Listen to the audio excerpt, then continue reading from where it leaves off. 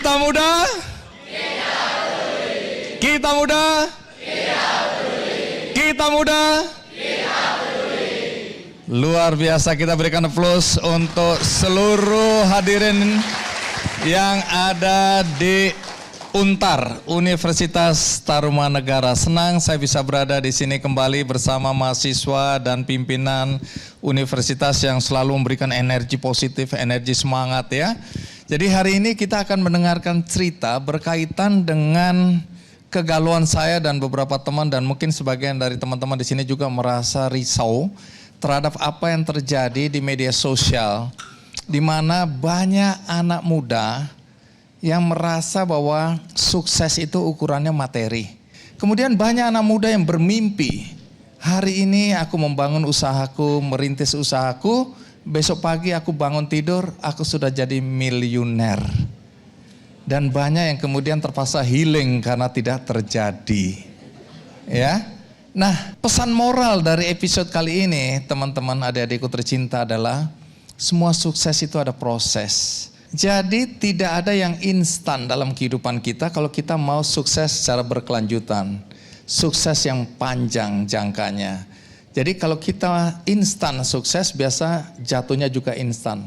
Nah, hari ini kita belajar dari dua anak muda yang menjadi tamu kita, masing-masing dengan latar belakang yang berbeda, dari kampung halaman yang berbeda, tapi ada nilai yang hampir sama dari mereka. Yaitu bagaimana mereka berproses jatuh bangun, jatuh bangun, jatuh bangun, jatuh bangun, hingga pada titik yang sekarang. Ya, mudah-mudahan ini memberikan pelajaran pada kita bahwa proses yang benar akan menghasilkan sukses yang sustain. Siapa narasumber kita hari ini? Kita undang yang pertama dan berikan tepuk tangan yang meriah untuk Fikram.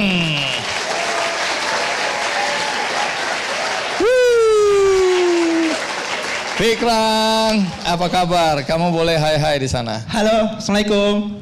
Hai. Baik, Fikram, kamu berasal dari mana? Saya dari Baru, Sulawesi Selatan, 3 jam dari Makassar. Pendidikan formalmu apa? Pendidikan formal ya 1 perikanan, Unhas. Unhas Perikanan. Ya. Dengar-dengar kamu udah bisnis sekarang. Alhamdulillah. Bisnismu apa? Saya bisnis udang. Bisnis udang? Iya. Jadi Budidaya. kamu udang goreng, Bukan. udang saus Bukan. tiram gitu? Bukan. Oh, apa ini?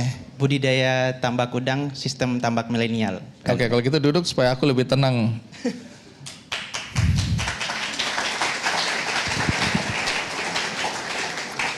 Baik, jadi perusahaanmu namanya apa? PT Kreatif Laut Indonesia. Jadi tambak ini maksudnya tambak milikmu atau kamu bekerja di milik orang lain? Tambak milik sendiri, kerjasama sama tim juga. Oke, jadi ada berapa tambak hari ini? Alhamdulillah ada 14. 14 tambak. Tunggu, kita cek umurmu berapa? Baru masuk 27. Fikram, aku undang di sini karena aku lihat bagaimana kamu berjuang sehingga kamu bisa sukses seperti sekarang sebagai penambak udang ya, atau usaha tambak udang. Nah, tapi ini saya mau konfirmasi. Tapi apa betul waktu kamu masih kecil, keluargamu pernah tinggal di gerobak? Pernah, kelas 3 SD. Kelas 3 SD? Nah, itu beberapa hari karena orang tua juga dulu belum ada rumah, tanah segala macam. Jadi kita diusir dari tempat. Jadi harus beberapa hari tinggal di gerobak dan harus ngangkut barang. Alhamdulillah dapat tempat waktu itu untuk nampung barang-barang dari orang tua. Tunggu, kenapa hidup di gerobak? Apa waktu itu memang nggak punya rumah? Rumah yang ditempatin itu diusir, jadi harus pindah. Orang tuamu dan kamu diusir oleh yang punya rumah? Ya, yang punya tanah. Rumah itu udah dicicil dari beberapa tahun sebelumnya, jadi nggak bisa dipindahin. Jadi lama di gerobaknya pindahin segala macam. Jadi yang punya tanah yang ngusir kalian? Ya. Nggak mungkin dibawa itu rumah? Ya, beberapa hari kemudian baru ngajak warga untuk gotong royong buat pindahin. Jadi beberapa hari itu setiap malam kita angkut barang, dia tidurnya di gerobak. Berapa orang hidup di dalam gerobak hari itu? Saya 3 orang dengan bapak sama mama. Kamu anak satu-satunya? Enggak, ada kakak. Cuman kakak dulu itu tinggal sama nenek. Tapi orang tua memang punya prinsip kalau anak laki-lakinya harus ikut sama dia. Oke, jadi kalau bicara gerobak itu artinya gerobak yang kita kenal, gerobak yang ditarik itu. Bentuk kotak gitu. Dan kamu ada di situ bersama orang tuamu, tinggal malam hari di situ. Iya, karena itu hari perlu mobilisasi barang juga, jadi ya tidurnya di situ juga. Pikrang. Jadi kalau bicara bisnis tambak, itu kamu mulai dari umur berapa? Kalau budidaya udang waktu itu SMP kelas 2. Waktu itu ada tambak tradisional milik ayah yang disewa juga. Oh, jadi ayahmu ini pekerjaannya Pekerjaannya nyewa lahan untuk tambak tradisional di situ. udang juga? Udang juga. Baik, terus? Terus di SMP itu saya mulai budidaya karena notabene saya sudah punya mimpi untuk kuliah waktu itu SD, kelas 4. Kelas 4 SD udah mau kuliah karena lihat nih waktu itu ada lagi di angkutan umum nih, lewat depannya Universitas Hasanuddin. Saya tanya sama ibu, "Mak, itu kok banyak mobil masuk ke sana?" Dia bilang, orang tua kok, mama waktu itu bilang, "Itu tempatnya orang pintar." Saya bilang, "Saya nanti di dalam sana." Orang tua bilang, "Amin, cuman ya disambungin gak punya duit." Harus realistis ya. Iya, gitu. Jadi mulai dari situ pulang kampung dapat cari duit lah gitu. Tapi sekolah tetap harus jalan. Pesan orang tua, ya pendidikan nomor 1. Mulai gembala sapi, terus tambak udang juga di SMP untuk cari penghasilan tambahan untuk bekal kuliah nantinya. Oke, itu yang aku mau tanyakan. Dari keluarga yang relatif kalau menurut aku nih, maaf ya, miskin. Lalu bagaimana biaya pendidikanmu sehingga kamu bisa jadi sarjana perikanan? Jujur dari SSD itu saya gembala sapi. Jadi itu sampai SMA kelas 3 sembari untuk tambak udang juga. Walaupun jatuh bangun juga sih waktu itu. Jadi ngawon sapi, sapinya orang kita ngawon tahun pertama itu kalau ada anaknya pemilik sapinya yang punya.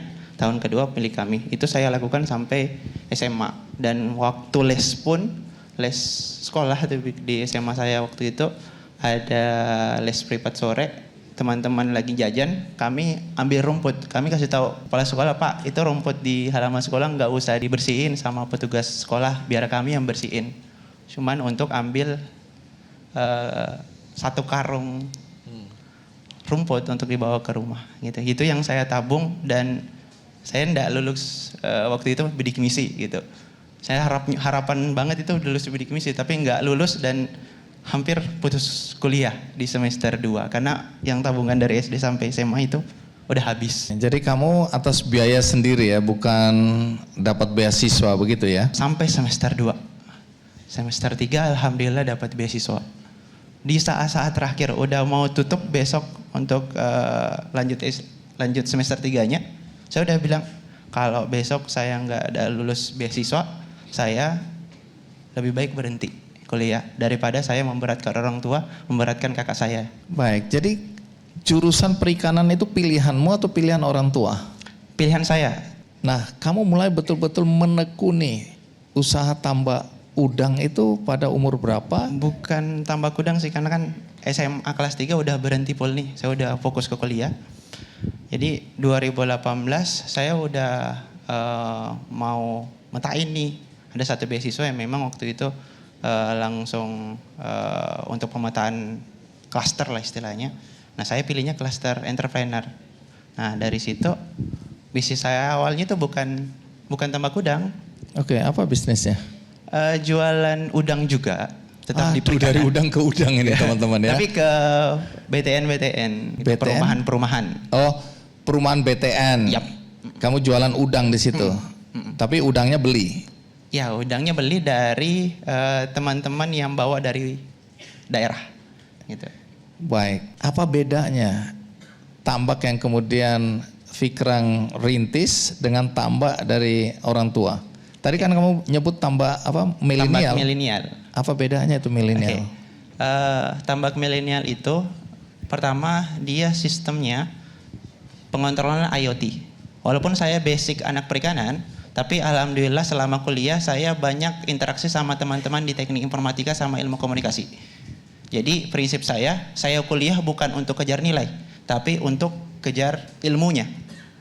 Gitu. Itu yang pertama. Jadi di tambak milenialnya kita pakai prinsip IoT, Internet of Things, dan juga di dalam kolam ini kita bisa hitung berapa sih udang dalam kolam, berapa kilogram sih udang dalam kolam tanpa harus bermain perasaan. Orang dulu kan biasa tambak tradisional, ya kayaknya udang saya ada sekian kilo, kayaknya. Itu hanya perkiraannya dia, tapi pas dipanen isinya zong. Nah kalau kita by data itu dari hasil pelajaran kami di kampus, kami digitalisasi.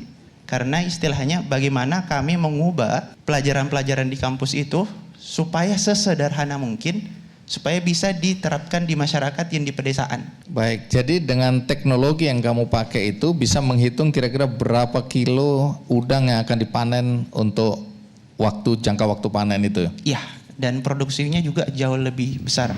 Di situ saya bangkrut ratusan juta lah waktu itu. Terus orang tua kena COVID, kakek meninggal, kakak kena masalah pinjol dan segala macam yang tersebar. Itu betul-betul stres banget, dan orang tua amanahin semua masalahnya ke saya.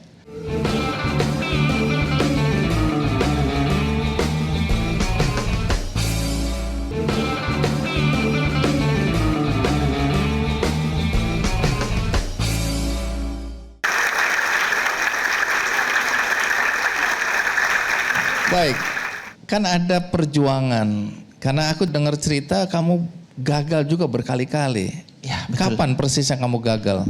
Waktu COVID. Jadi sebelum bisnis tambak ini ada saya yang financial technology, fintech, untuk P2P lending kalau teman-teman tahu lah.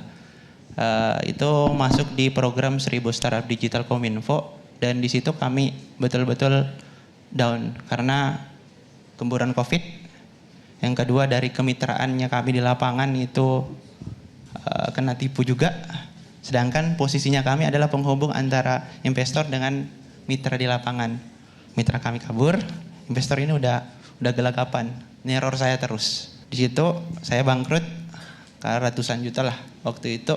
Terus orang tua kena COVID, kakek meninggal, kakak kena masalah pinjol dan segala macam yang tersebar.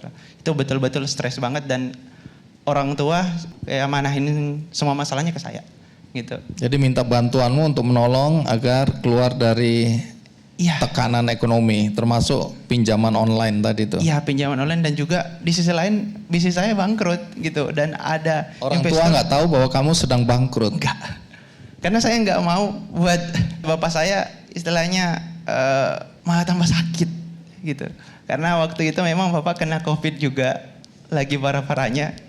Saya juga lagi bangkrut, jadi serba salah juga kalau saya kasih tahu. Umur berapa itu? 24. 24, biasanya 24 anak-anak muda sudah mulai healing tadi itu ya. Mau melarikan diri dari permasalahan yang menekan. Nah, bagaimana kamu menghadapi situasi seperti ini? Pertama memang waktu itu stres banget. Alhamdulillah sekarang waktu itu saya ada di inkubator. Di inkubatornya waktu itu hari Besti Maslahat namanya. Inkubator itu memang langsung ngirim saya ustadz.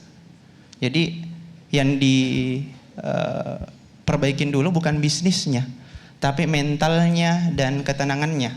Itunya dulu. Kalau mental dan ketenangannya udah bagus, baru mereka kirimin mentor bisnis saya untuk metain apa sih yang harus kita lakukan secara teknis. Karena kalau pikirannya buyar, mentalnya buyar, itu nggak bisa selesai. Jadi berapa lama kamu berada dalam posisi seperti itu? Kalau posisi itu ada 6 bulanan. Saya ngilang betul-betul ngilang. Sampai mentor-mentor saya di inkubator itu nyari. Kamu menghilang kemana? Ternyata healing juga kamu ya? Saya ngilangnya bukan pergi healing, tapi saya ngilang untuk menenangkan diri, untuk mencari solusinya satu persatu. Tetap saya kerjakan. Cuman waktu itu ya anak muda lah yang betul-betul ketekan. Kami nggak punya duit sama sekali, tiba-tiba kelilit kebangkrutan dan segala macam masalah waktu itu. Jadi automatically saya perlu waktu untuk menyelesaikan itu satu persatu. Dan kalau banyak gangguan, saya betul-betul bakalan buyar, dan pengambilan keputusan saya bakalan nggak bisa tepat. Tekanan yang begitu besar itu katanya membuat kamu sempat terpikirkan bunuh diri. Sempat. 2 hari sebelum. Tapi nggak jadi ya? Iya, Ustadz saya tiba-tiba datang. Oh ya kalau jadi kan nggak ada di sini. Napak, Iya, napak iya. kok, napak. Iya, masih napak ya. Oke, jadi hari itu nggak jadi lah ya? Nggak jadi. Lalu bagaimana kamu akhirnya menyelesaikan satu persatu permasalahan yang ada? Hal yang pertama saya selesaikan di ranah bisnis dulu. Jadi waktu itu saya dibilang sama mentor, oke, Fikran, ngadapin investor itu wajib. Seberapapun besar masalahnya, kau harus tanggung jawab. Gitu. Walaupun di surat perjanjian waktu itu kita nggak ada pertanggungjawaban untuk pergantian karena kita juga kena tipu dan di surat perjanjian itu kalau memang gagal ya sama-sama gagal gitu. Tapi bentuk kami percaya bahwa trust itu paling penting. Kalau orang udah percaya ke kita harus jaga itu. Dan itu yang disampaikan sama mentor bisnis saya. Ya, jadi alhasil kita dipertemukan kembali sama para investor ini. Saya jelasin satu persatu keadaan saya, keadaan bisnis saya, dan alhamdulillah mereka aware. Bahkan dari investor itu ada yang kasih solusi, nah nggak apa-apa saya paham kondisinya, nanti dicicil aja, oke? Saya ada solusi kayak gini deh untuk solusi bisnisnya kayak gini aja. Oh iya, jadi situ saya belajar, oke, keterbukaan ke orang yang kita tempati kerjasama itu sangat penting di dalam ranah bisnis. Baik, nah kalau sekarang dengan kondisi yang ada sekarang itu bisnismu bagus. Alhamdulillah, sekarang dengan 14 kolam itu bisa di angka 30 tonan per siklus. Kamu jual kemana nih? Ke perusahaan ekspor di Makassar. Oh jadi ini udang ini sudah kualitas ekspor? Iya, alhamdulillah. Jadi kalau kami udangnya itu ciri khasnya udangnya manis. Oh di tempatmu ini udangnya manis? Udangnya manis. Iya, semanis apa dibandingkan dengan mahasiswa yang ada di sini sekarang? Baik, ada mahasiswa yang mau bertanya, boleh? Boleh. Christabel Giovanni, panggilannya? Abel. Oke, kita berikan tepuk tangan untuk Abel ya. Abel, kamu mau nanya apa Abel? Ke Kak Fikrang. Ini bukan nanya nomor HP kan? Enggak, jangan GR. Baru punya sekian banyak tambah, kamu udah berpikir overthinking ya? Halo Kak. Halo. Aku punya pertanyaan. Untuk sampai ke tahapan sekarang ini, Kak Fikran kan sudah melalui proses jatuh bangun di usia yang relatif masih muda banget ya. Pelajaran apa sih yang Kak Fikran dapetin dari proses jatuh bangun itu? Itu aja, makasih. Thank you. Pelajaran paling penting, terutama bangun bisnis itu, bukan tentang uang, bukan tentang ide, tapi mental. Itu yang pelajaran paling penting yang saya dapat di bangun bisnis ini. Banyak teman-teman yang baru satu kali, karena saya sekarang juga lagi posisi sebagai dosen praktisi di Universitas Hasanuddin. Banyak adik-adik ataupun mahasiswa saya yang notabene baru mulai sekali, gagal, Kak, gak ada yang beli jualan saya, langsung ngilang gitu. Itu yang saya bilang mentalnya. Mentalnya jangan mental kerupuk. Pengusaha itu ya orang yang berusaha. Kalau mau jadi pengusaha, jangan mental-mental yang lembek amat. Kalau kami, anak perikanan, ada istilah kalau mau berjuang, jadilah ikan yang melawan arus, bukan ikan yang mati selalu mengikuti arus. Itu aja. Wah, oke. Abel, kamu harus jadi ikan yang melawan arus. Karena ikan yang mengikuti arus adalah ikan yang mati. Iya, oke, sukses. Dengan berpikir dan melakukan tindakan positif. Buku ini buat kamu ya. Supaya kamu jadi ikan yang melawan arus ya. Oke. Nah, boleh tahu penghargaan apa aja yang pernah kamu dapatkan dalam perjalanan hidupmu ini? Kalau selama mahasiswa, alhamdulillah dapat beberapa pendanaan. Terutama untuk bidang wirausaha dari Kementerian Riset. Kalau pas lulus kuliah, tahun lalu dari Kementerian Koperasi UMKM untuk Entrepreneur Award. Untuk tahun ini dari CFCD sama Kemenkop juga sama Kementerian Perindustrian untuk UMKM Award 2024. Gitu. Wow. Oke. Baik.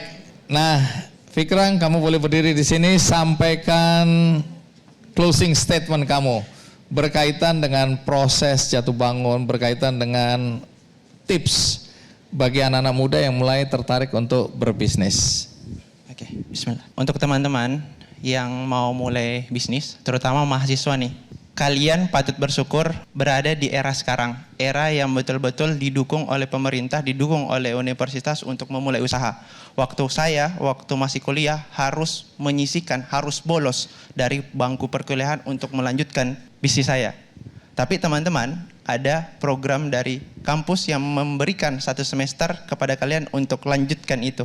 Untuk lanjutkan bisnisnya kalian, dan itu bernilai SKS. Manfaatkan itu dan jangan menjadi anak muda yang lembek, anak muda yang gampang menyerah. Kalau mau hidup, hiduplah melawan arus. Jangan hidup seperti sampah ataupun seperti ikan mati yang mengikuti arus. Sekian. Merdeka.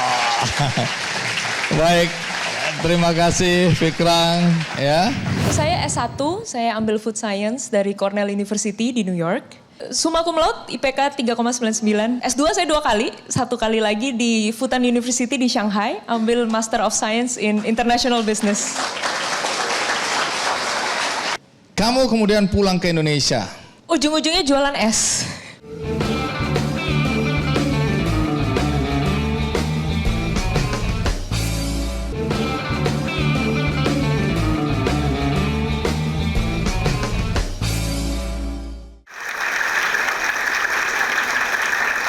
Baik teman-teman, berikut ini cerita yang tidak kalah menarik berkaitan dengan anak muda yang sudah sekolah jauh-jauh, sekolah tinggi-tinggi, pulang-pulangnya memilih bisnis yang mungkin sebagian dari kita nggak percaya. Kok mau ya, kok begitu ya? Apa yang terjadi di balik pilihan usaha yang dia tekuni? Siapa dia? Kathleen Gondo Utomo. Baik, Kathleen. Iya Pak. Boleh tahu umur nggak? 32. Kamu sekolah di mana? Formalnya? Ya, saya S1, saya ambil Food Science dari Cornell University di New York. Terus sama kita, sama. Sama. Iya. Saya di LA. Iya. Lenteng Agung. Oke, sorry Kathleen. Tapi tunggu dulu, S1 di? S1 di Cornell University di New York. Oke, kamu punya prestasi, lulus bagus atau pas-pasan? Summa cum laude, IPK 3,99.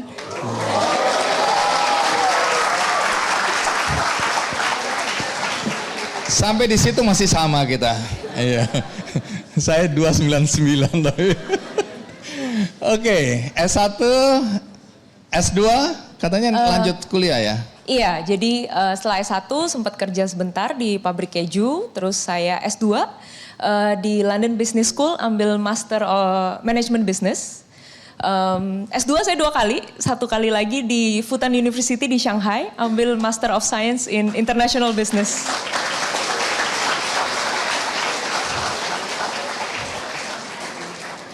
Serakah sekali kamu ya. Sementara aku nggak pernah lulus sarjana, kamu udah banyak sekali. Tunggu dulu, yang S1 jurusan apa? Food Science. Food Science, Yeah. Oke. Teknik pangan lah. Oke. Duduk dulu, aku mulai grogi nih ngadepin S2-nya yang 2 itu. Kamu kemudian pulang ke Indonesia. Iya, betul. Dan kemudian memilih membuka usaha. Ujung-ujungnya jualan es. Jualan es. Jualan es.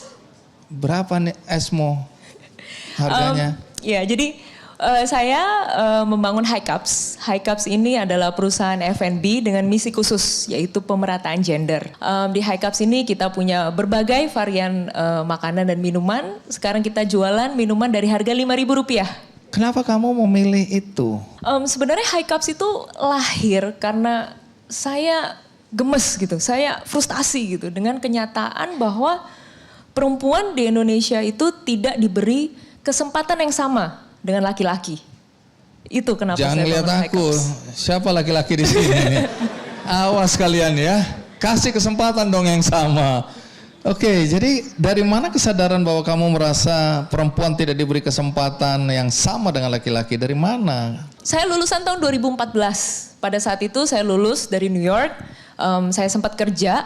Tapi pulang kerja, waktu saya di Amerika kan pulang kerja malam, di sini pagi gitu kan. Jadi saya berkeinginan gimana caranya kita give back. untuk Indonesia. Jadi waktu itu saya sama teman-teman, mereka juga ada yang sekolah di Kanada, sekolah di Amerika. Kita semua away dari Indonesia, tapi kita sama-sama membangun yang namanya Diaspora Ikhlas. Diaspora Ikhlas itu non-profit organization yang khususnya mengajar bahasa Inggris. Jadi kita kerjasama dengan beberapa panti asuhan, ada di Aceh, ada beberapa di Jawa Tengah, ada beberapa di Jawa Timur juga. Waktu itu teman-teman kayak nggak tahu nih Skype. Ada yang tahu Skype nggak? Oh masih tahu ya. Jadi kita pakai Skype untuk simply ngajarin bahasa Inggris ke anak-anak SD, SMP, SMA. Yang saya notice adalah ketika saya ngajar untuk adik-adik yang ada di SMP dan SMA, kok kebanyakan cowok semua. Apalagi di SMA, sangat wajar kalau nggak ada ceweknya sama sekali. Ketika saya tanya, loh ini kok banyak cowoknya, ceweknya kemana? Saya ditanya balik, loh kok cewek sekolah? Kok cewek SMP? Ngapain? SD aja, intinya gitu kira-kira. Malah saya bingung gitu. Saya yang dianggap aneh sama mereka, loh kok kakak kuliah? Gitu. Jadi dari situ saya pun sadar bahwa masih ada aja daerah-daerah di Indonesia yang perempuan dari kecil mindsetnya sudah diajarin, ujung-ujungnya kamu pasti akan beribu rumah tangga, nggak usah sekolah tinggi-tinggi. Nah itu tuh saya gemes banget di situ. Itu trigger saya kenapa saya tertarik di bagian ya woman empowerment ini gitu. Tapi kita kembali dulu ke awal High Cups ini ya. Karena waktu kamu pulang dengan 3 gelar itu, kesarjanaan, kemudian kamu mulai merintis usaha jualan es. Persisnya es apa yang kamu jual hari itu? Oke, jadi waktu itu saya jualan berbagai variannya kayaknya cuma 5 waktu itu. 10 ribuan semuanya, ada varian susu dengan stroberi, ada susu coklat. Jadi lebih ke banyak varian-varian susu di situ. Oke. Mereknya sudah High Cups? High Cups. Oke. Zaman dulu ya, itu tapi kamu itu cara menu jual, yang dulu. Iya, cara jualnya bagaimana? Saya buka booth gerobak. 2x1 gitu, saya beli gerobak bekas, dicat ulang. Saya buka waktu itu store pertama di Serang Banten. 2x1, saya sendiri sama ada satu lagi waktu itu staff, kita berdua kita jualan aja gitu. Kathleen, ini agak nggak masuk akal di pikiran teman-teman. Kamu sekolah tinggi-tinggi, anak-anak muda yang sekolah tinggi-tinggi kan langsung berpikir, wah nanti aku punya bisnis yang keren, yang besar dan seterusnya. Kamu jualan dengan gerobak gitu dan kamu langsung operasional juga di situ. Mau nggak mau. Apa yang ada dalam pikiranmu hari itu?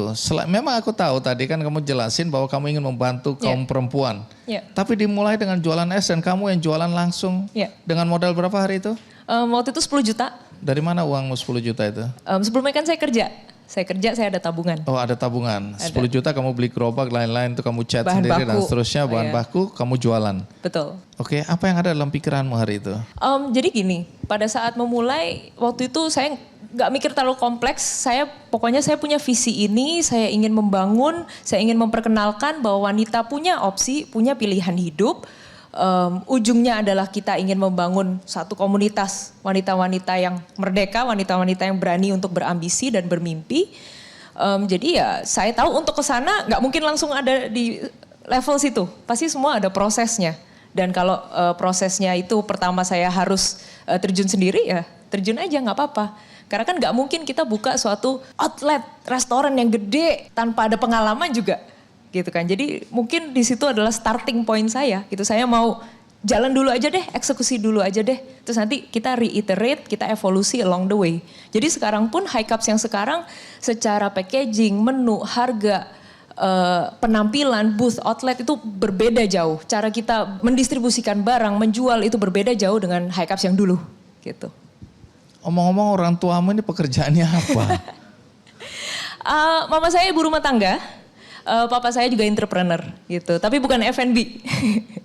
Terus apa kata mereka ketika melihat anaknya setelah disekolahkan jauh-jauh? Ini kan sekolah bukan beasiswa, bayar sendiri kan? Betul. Nah ini pasti orang tua yang bayarin kan? Betul. Apa mereka nggak frustrasi lihat anaknya pulang-pulang jualan es yang gerobaknya 2x1 itu tadi? Apa reaksi orang tua? Sama seperti reaksi Bang Andi. Ya kan normal ya, saya anak tunggal, orang tua pasti mempertanyakan ngapain sih gitu. Udah enak kok kerja yang kemarin di kantor, keren di SCBD, ngapain jualan es? 10.000 lagi. Sehari omsetnya berapa? Pertama-tama juga banyak nggak lakunya ya, kan gitu. Pulang juga, tiap hari kan saya ke Serang tuh. Ongkos ke Serang berapa? Dibandingin omsetmu emang masuk, kan gitu. Tapi yang namanya orang tua kan mereka mau yang safe ya. Dan mungkin definisi sukses tiap orang juga bisa dibilang berbeda-beda gitu kan. Jadi ya tipikal respon orang tua lah saya rasa masih normal. Jadi berapa lama kamu jualan seperti itu tadi? Jualan sendiri mungkin 6 bulanan aja. 6 bulanan. 6 bulan? Dalam 6 bulan. Lama Habis itu kan itu. kita, karena di situ saya banyak melakukan kesalahan awal-awal. Oke. Jadi saya ketika saya jaga sendiri saya tahu kenapa produknya nggak laku. Kita ngobrol sama customer, kok nggak beli? Rasanya kemanisan. Oh tunggu dulu, ini produk gagal ini ya? Dulu awal-awal gagal, banyak nggak lakunya. Oke. Gitu. Ya terus apa? Jadi dari Pengalaman produk, lo? jadi saya tahu ini nggak laku kenapa? Rasanya nggak enak, porsinya kekecilan. Saya kan tinggal di Jakarta. Saya kira 10.000 tuh semua orang udah pasti beli. Ya ternyata enggak, mereka masih mikir. Mereka mikir kualitas, mereka mikir porsi. Oh jadi porsi kualitas penting sekali gitu. Terus banyak juga cara selling, hospitality. Jadi kasir kan ada ininya juga ya, ada caranya gitu kan. Jadi mungkin 6 bulan pertama tuh saya baru bener-bener dapat real life lesson tentang F&B, bisa dibilang riset market lah gitu. Ya. Itu harga untuk research tadi ya? Riset, betul-betul. Nah tapi kan waktu itu kalau nggak salah pandemi itu ya? Iya, betul. Apa yang terjadi dengan bisnismu ini? Kira-kira 2019 Desember saya bangun High Cups.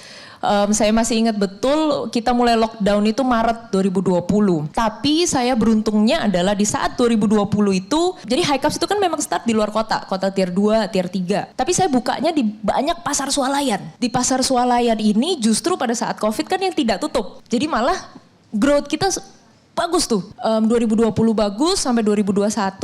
Jujur waktu di 2021 pun saya waktu itu listed Forbes 30 Under 30 Asia. Itu bener-bener bikin saya jujur jadi sombong sedikit gitu. Jadi saya malah brutally expand sampai ke Jawa Tengah, sampai ke Jawa Timur. Nah itu saya dapat lesson yang sangat-sangat berat di 2022 awal terutama. Karena ternyata dengan ekspansi yang brutal ini, tapi saya nggak punya sistem accounting yang kuat. Saya nggak punya sistem kasir yang kuat. Saya nggak punya sistem distribusi yang kuat. Jadi bisa berani nyampe sampai Jawa Timur itu bagai mendayung kapal bocor, berat sekali. Jadi saya pun sempat ada momen di mana di 2022 awal itu saya banyak tutup sekitar 30 toko. Tapi akhirnya kita mulai masuk ke Jabodetabek itu di 2022 Agustus tuh saya ingat gitu. Dan sekarang kita strengthen our bases di Jabodetabek area dulu gitu. Perempuan mau berumah tangga dan berkarya itu juga boleh, bahwa perempuan boleh bermimpi, boleh berambisi, itu sama sekali tidak melawan kodrat ataupun tradisi.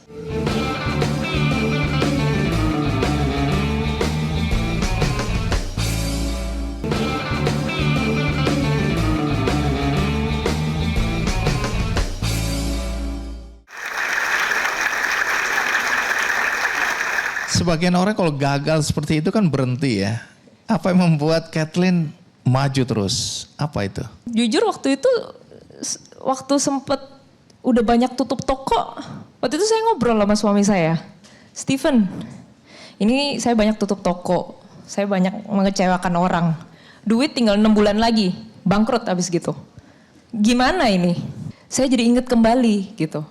Kenapa saya start High Cups? Saya start High Cups dengan visi tertentu. Kembali lagi ke perempuan-perempuan yang memang saya berkomitmen pada diri saya, ayo kita sama-sama maju.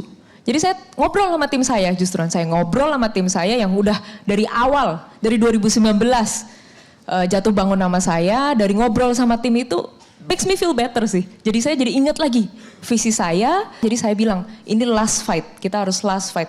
6 bulan lagi bangkrut, ayo kita kumpulin, jadi 30 toko, barang-barangnya saya tutup, saya tarik, saya loakin semua, saya kumpulin dana, saya buka toko di Jabodetabek. Dirangkas waktu itu. Jadi saya buka toko di Jabodetabek dan ternyata malah bagus, malah sukses, makanya sekarang kita lagi banyak ekspansi pun lagi di Jabodetabek. Gitu sih kira-kira. Baik, kalau sekarang variannya ada berapa? Masih tetap di jualan produk es ini tadi ya? Masih tetap, tapi sekarang kita menjual berbagai varian teh, kopi, dan kita ada pastry juga sekarang. Oh oke, sudah berkembang seperti itu. Iya. Baik, jadi High Cups ini sudah ada di berapa kota tadi? Kita di Jabodetabek, Jakarta, Bogor, oke, Banten. di berapa gitu. outlet? Sekarang kita di 30 outlet. Berapa perempuan yang berdaya di situ? 150 perempuan. Wah. Oke, nah di sini ada cerita sedikit mengenai Profesor Dr. Aryawan Gunadi SHMH, Ketua Yayasan Tarumanegara. Ini juga menarik kisahnya ya, perjuangan disiplin ya, tentang bagaimana menghargai proses. Nah, boleh berdiri Prof. Aryawan, kita berikan aplaus yang meriah.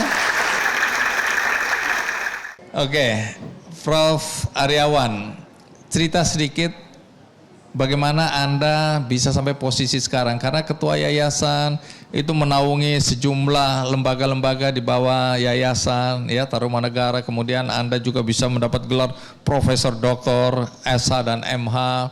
Kemudian Anda juga lahir bukan dari orang yang kaya-kaya amat ya. Nah, soal proses mencapai tahapan seperti sekarang, bagaimana Anda menjelaskan itu? Iya, terima kasih Bang Andi yang sudah hadir di Kick Andy Goes to Campus di Tarumanegara.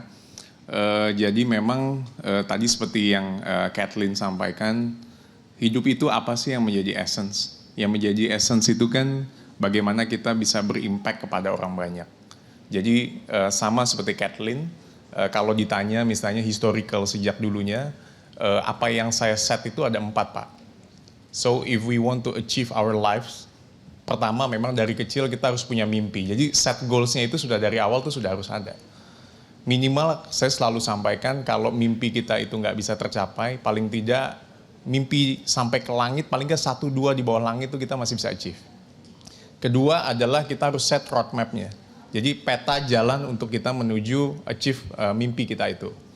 Nah, yang ketiga adalah network. Jadi dari sejak sedini mungkin kan di sini banyak teman-teman mahasiswa ya. Jadi network diperluas sehingga jejaring itu kita kumpulkan. Sama seperti yang Bang Andi atau Kathleen lakukan. Nah, yang keempat adalah passion. Misalnya passionnya di bidang entrepreneurship ya sudah ditekuni.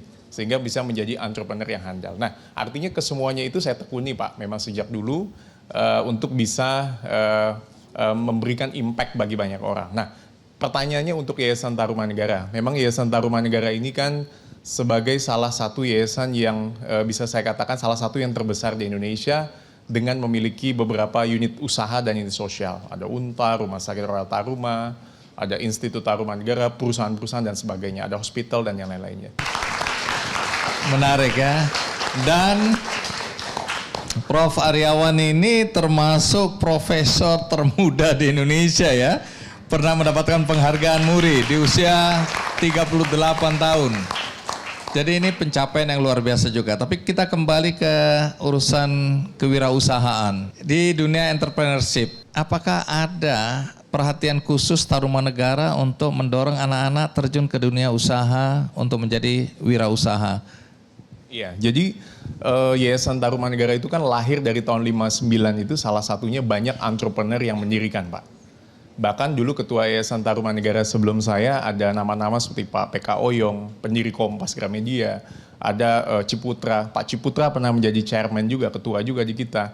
Nah, darah entrepreneur itu sudah mengalir sejak pendiri mendirikan yayasan-yayasan ini. Yang kedua adalah kita punya values Pak, atau kita punya nilai, yaitu yang namanya IPE, Integrity, Professionalism, dan Entrepreneurship. Nah, itu yang menjadi pegangan dasar backbone kita untuk bisa mendrive unit-unit yang ada di bawah kita untuk mendorong entrepreneurship yang ada di lingkungan mereka, di unit-unit masing-masing. Ketiga adalah salah satu unit itu ada yang namanya Tarumanegara Enterprise Pak. Jadi Tarumanegara Enterprise kita banyak kerjasama dengan NUS Enterprise, banyak kerjasama dengan kampus-kampus yang ada di China, kolaborasi dengan industri. Itu kita harapkan bahwa apa yang sudah diajarkan di kuliah atau di perkuliahan bisa di-applied kepada industri. Seperti mereka kan kemarin lagi mengadakan CEO Bootcamp.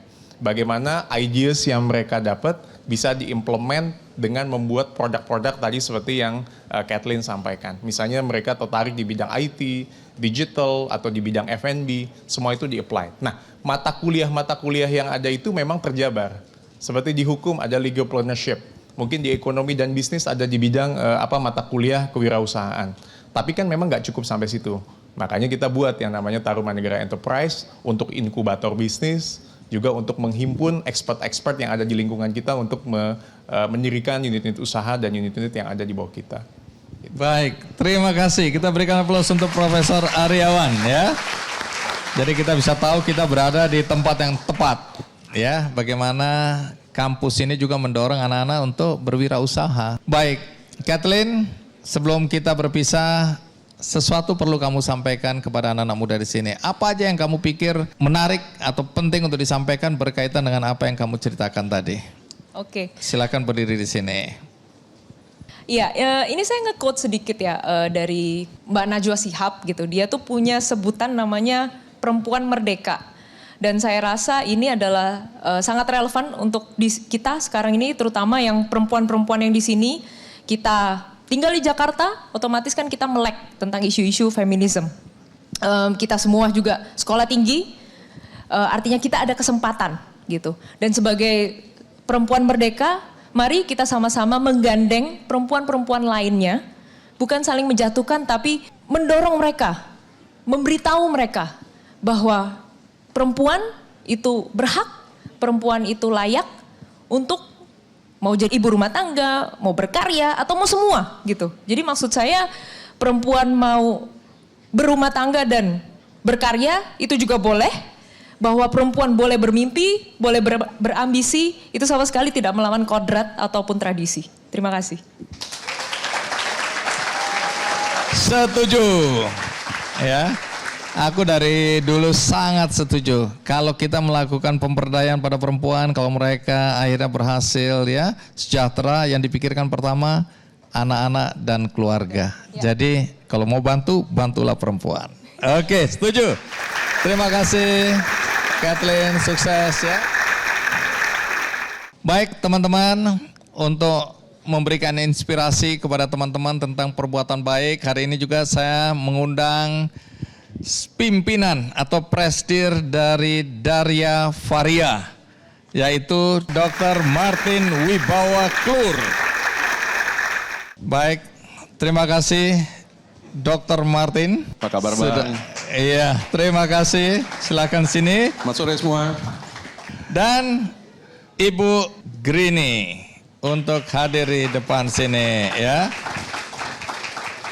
Teman-teman, sekali lagi, ini cerita tentang kolaborasi kebaikan. Jadi kita bekerja untuk berbuat baik, itu tidak bisa sendirian. Kita harus bergandengan tangan. Dan inilah yang dilakukan oleh Darya Varia, menggandeng benihbaik.com. Kalau boleh tahu, apa program yang sedang dijalankan oleh Darya Varia bekerja sama dengan benihbaik.com? Iya, terima kasih Bang Andi. Jadi seperti yang tadi disampaikan, kami dari Darya Varia sebagai salah satu perusahaan farmasi yang menyediakan solusi kesehatan, bekerja sama dengan benihbaik.com, kita meluncurkan program-program untuk pencegahan stunting. Dan program itu sudah berjalan dari tahun 2021, ini sudah tahun keempatnya kami berjalan dengan benihbaik.com, dengan fokus terutama mencegah, mengintervensi stunting di khususnya desa Cibatok, Kabupaten Bogor, Jawa Barat. Tahun ini kami mengusung tema Generasi Sehat Komunitas Berdaya, di mana kami juga mulai melebarkan lagi juga program tersebut ke desa sekitarnya. Baik, kenapa Darya Varia punya perhatian khusus pada stunting? Iya, stunting ini menjadi fokus utama kami di Darya Varia karena memang Indonesia kita ini merupakan saat ini sedang menghadapi tantangan dalam hal ini, stunting. Dan ini juga sudah menjadi fokus dari pemerintah. Oleh karena itu makanya Darya Varia bekerja sama dengan benihbaik.com, kita fokus untuk membangun, mencegah stunting ini sehingga tidak terjadi lost generation dan memiliki generasi yang memiliki intelektual tinggi. Baik, iya luar biasa. Dan tentu saja Teman-teman ingin tahu apa yang dilakukan oleh Benih Baik dalam kolaborasi ini? Tentunya Benih Baik itu memastikan program dari Daria Varia berjalan dengan tepat sasaran dan juga efektif. Kemudian kita juga memastikan bahwa benar-benar semuanya tersalurkan dengan baik dan angka penurunan stunting memang dicapai kurang dari 70% dari yang sudah dilakukan. Baik, kita berikan aplaus dan seremonial pemberian bantuan untuk masyarakat di Cibatok dari 2021 sampai tahun ini masih berjalan. Ya, kita harapkan akan terus berjalan lagi untuk semakin banyak orang mendapatkan manfaat dari kerjasama ini ya. Baik, serah terima diberikan. Ada foto sudah, kamera sudah. Baik, sekali lagi terima kasih Dr. Martin ya. Terima kasih juga Mbak Grini. Baik. Dan bagi Anda tadi yang tidak menyaksikan episode ini dari awal, Anda tidak perlu kecewa karena Anda bisa menonton tayangan ulangnya di metrotvnews.com. Juga ada cuplikannya di channel YouTube Kick Andy Show. Akhirnya tentu harapan kami agar bermanfaat bagi siapapun yang menonton acara ini. Sampai jumpa.